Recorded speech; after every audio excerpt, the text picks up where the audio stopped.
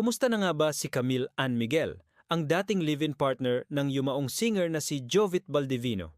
Marami ang nag-alala at sumubaybay sa kanya matapos ang biglaang pagpanaw ni Jovit noong December 2022.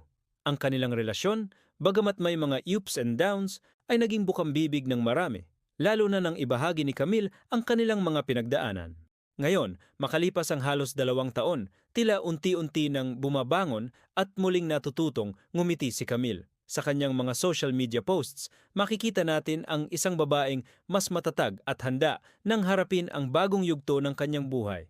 At kasabay ng bagong yugtong ito, mayroon ding bagong inspirasyon na nagpapatibok muli ng kanyang puso.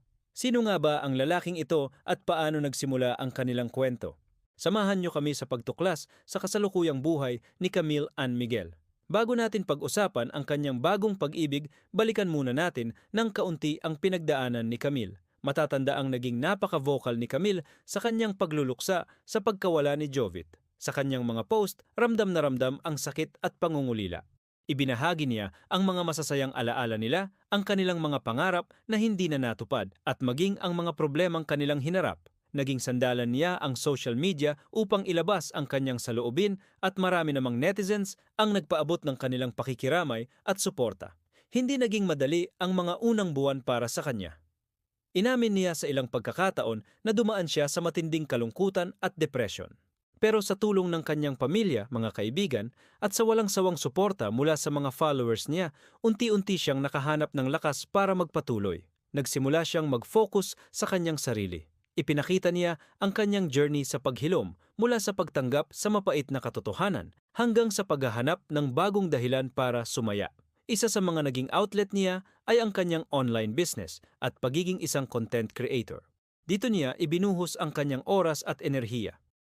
Makikita sa kanyang mga video at live selling sessions ang kanyang pagiging masayahin at ang unti-unting pagbabalik ng dati niyang sigla. Ipinakita niya na kahit dumaan sa matinding pagsubok, posible pa ring bumangon at muling buuin ang sarili. Ang kanyang katatagan ay naging inspirasyon sa marami, lalo na sa mga taong dumaranas din ng pagluluksa at pagkawala. At sa gitna ng kanyang pagbangon, tila may isang taong dumating para muling magbigay kulay sa kanyang mundo. Sino nga ba itong maswerteng lalaki? Base sa mga posts ni Camille, unti-unti na niyang ipinakikilala sa publiko ang kanyang bagong inspirasyon. Bagamat medyo pribado pa siya sa mga detalye, hindi niya maitago ang kilig at saya na nararamdaman. Sa mga larawan at video, makikita ang isang lalaking laging nakaalalay sa kanya, kasama niya sa mga lakad, at tila nagbibigay ng suportang matagal na niyang hinahanap. Tinatawag niya itong Mr. Right o My Person sa kanyang mga caption, na nagpapahiwatig ng isang seryoso at makabuluhang relasyon. Marami sa kanyang mga followers ang natuwa para sa kanya. Pagkatapos ng lahat ng kanyang pinagdaanan, deserve niya raw maging masaya ulit.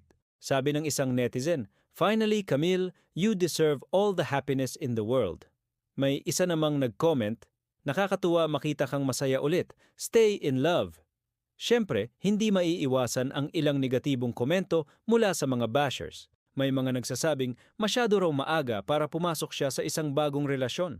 Pero mas marami pa rin ang nagtatanggol sa kanya. Sinasabing walang timeline ang pag-ibig at pag-move on.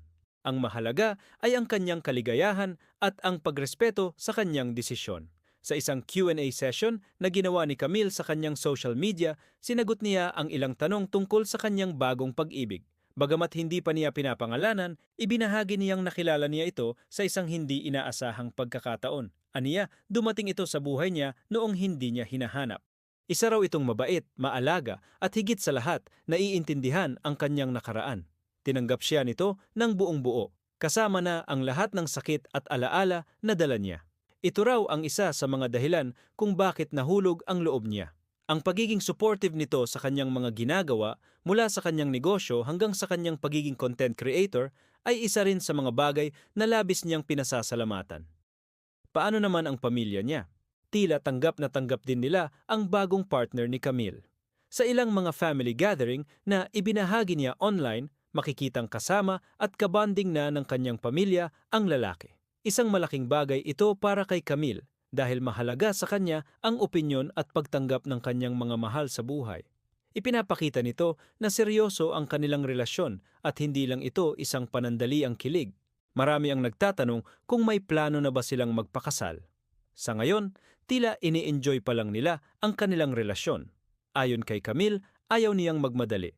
Mas gusto niyang kilalanin pa ng husto ang isa't isa at i-enjoy ang bawat sandali na magkasama sila. Ang mahalaga sa kanya ngayon ay ang peace of mind at kaligayahan na hatid ng bago niyang pag-ibig. Sa kabila ng bagong kabanata sa kanyang buhay, hindi pa rin nakakalimutan ni Camille si Jovit. Sa mga mahahalagang okasyon tulad ng kaarawan o anibersaryo ng pagpanaw ni Jovit, nag-aalay pa rin siya ng mga post bilang pag-alala. Ipinapakita niya na mananatili itong parte ng kanyang buhay at ng kanyang nakaraan. Ito ay isang patunay na ang pag-move on ay hindi nangangahulugang paglimot kundi pagtanggap at pagpapatuloy sa buhay habang daladala ang mga aral at alaala ng nakaraan. Ang kwento ni Camille Ann Miguel ay isang paalala na ang buhay ay puno ng mga pagsubok ngunit palaging may pag-asa. Ang pagkawala ng isang mahal sa buhay ay isa sa pinakamasakit na karanasan, pero hindi ito ang katapusan. Ang kanyang pagbangon, pagpapakatatag at muling paghahanap ng kaligayahan ay isang inspirasyon para sa ating lahat.